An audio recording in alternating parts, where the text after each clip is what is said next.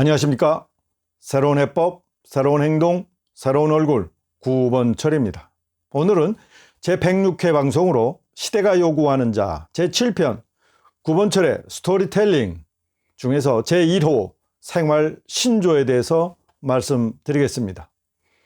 지금 이 혼란한 시기에 과연 우리 모두는 지금 무엇을 해야 할까? 이런 질문을 스스로에게 할 때라고 생각을 합니다. 적어도 국민을 위해 일하겠다고 다짐한 정치인의 입장에서 보면 이런 질문에 답해야 하고 답할 준비가 되어 있어야 합니다. 개혁파의 일원인 구본철은 충분하지 않지만 이 질문에 답을 내놓고 있습니다. 그럼 구본철은 과연 그런 자질과 자격 그리고 능력은 있는 걸까요? 오늘부터 몇 차례에 걸쳐서 구본철에 대해 좀 더 상세하게 말씀드리는 시간을 갖겠습니다. 지금부터 한 20여 년 전에 어느 날 딸아이가 아빠인 구본철에게 묻습니다. 아빠, 우리 친구 중에 하나가 있는데 자기의 생활신조가 글쎄 자기 팔은 자기가 든다 라고 하는데 아빠 이거 웃기지 않아? 또는 재밌지 않아? 중학생 딸아이 입에서 나온 이 말을 듣는 순간에 구본철은 머리에 망치를 맞는 그런 느낌을 받았습니다. 그러면서 그동안 살아온 세월에 앞으로 또 무슨 목표를 가지고 살아갈 것인지 그 몇 초 되지 않는 그 짧은 순간에 주마등처럼 구본철의 생활 신조가 정리되는 것이었습니다. 그러면서 딸에게 너는 무슨 신조를 갖고 있니? 라고 되물으면서도 구본철의 신조는 과연 무엇이어야 하는지 스스로에게 질문하고 답을 했습니다. 그래서 정한 구본철의 신조는 생활 신조는 이렇습니다. 그것은 바로 내 모자는 내가 쓴다입니다. 물론 자기 팔은 자기가 든다와 비슷하지만 구본철의 신조는 조금 더 사회성이 있는 내용입니다. 이것과 함께 구본철은 과연 사회적으로 그의 특성이나 또는 DNA는 무엇인지 곰곰이 생각하는 시간을 갖게 됩니다. 그래서 정리한 것이 바로 다른 사람의 성공이 나의 성공이 되는 삶을 살자라는 것을 추가하게 됩니다. 다시 말해서 구본철의 생활 신조는 내 모자 내가 쓴다와 다른 사람의 성공이 나의 성공이 되는 삶을 살자 이 두 가지가 된 것입니다. 이 두 가지는 구본철의 사회 활동과 앞으로의 정치 활동의 여정에 그대로 투영이 됩니다. 구본철은 1980년에 그 어렵다는 기술고시에 합격합니다.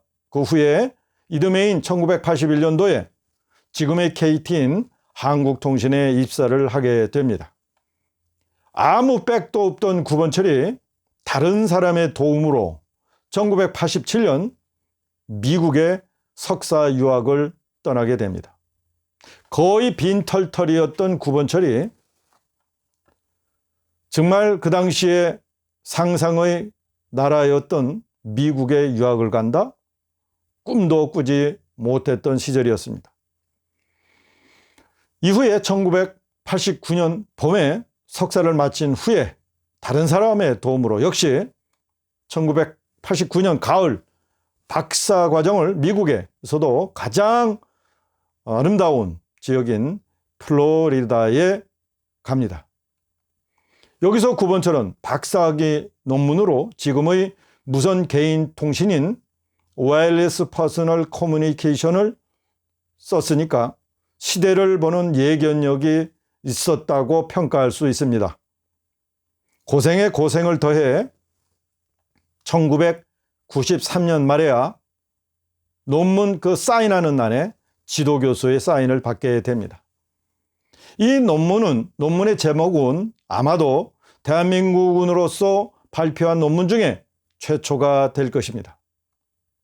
1993년 12월 31일 구본철은 풍운의 꿈을 안고 귀국하게 되는데 이때가 대한민국 ICT 역사를 새롭게 펼치는 시기가 됩니다.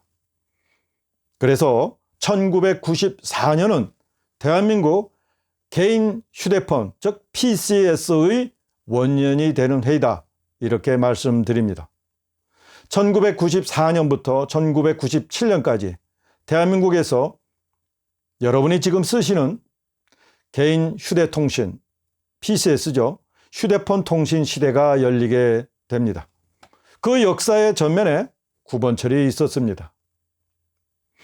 구본철이 한국통신에 있으면서 개인 휴대통신 사업 전략 기획을 담당하게 되고 그때 그 시절에 가장 중요했던 접속 방식으로 CDMA를 선정하게 됩니다.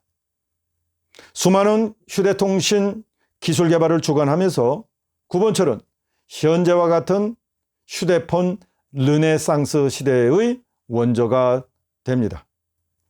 이후 1999년부터 2002년까지 구본철이 생활했던 28년간의 직장 생활 중 가장 기억이 남고 의미 있는 3년간의 시간을 가지게 됩니다.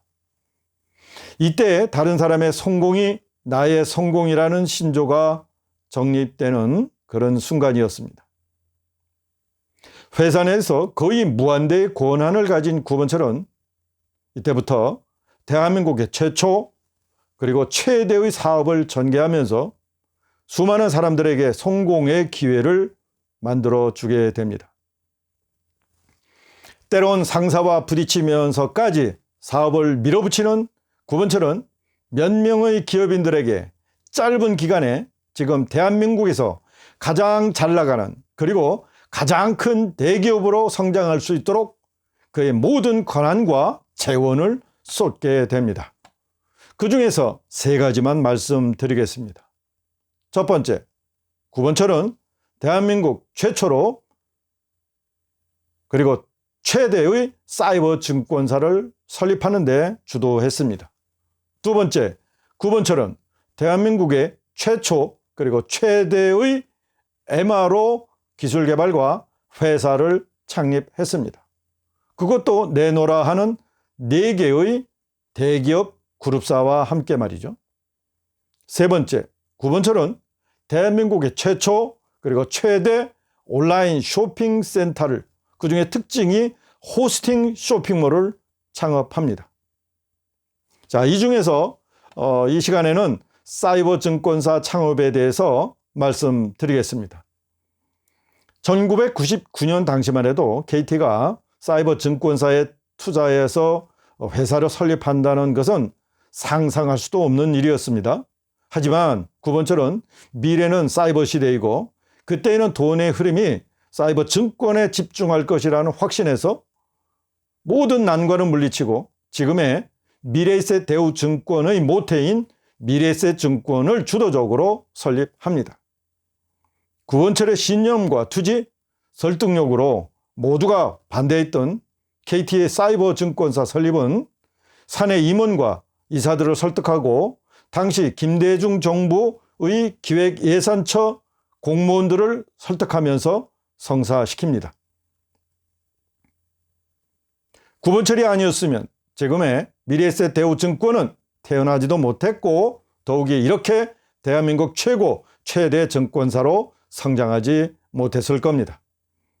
구본철의 결정으로 몇몇 대형 은행 주주들이 참여하면서 오늘날의 미래에셋 대우증권이 탄생한 것입니다.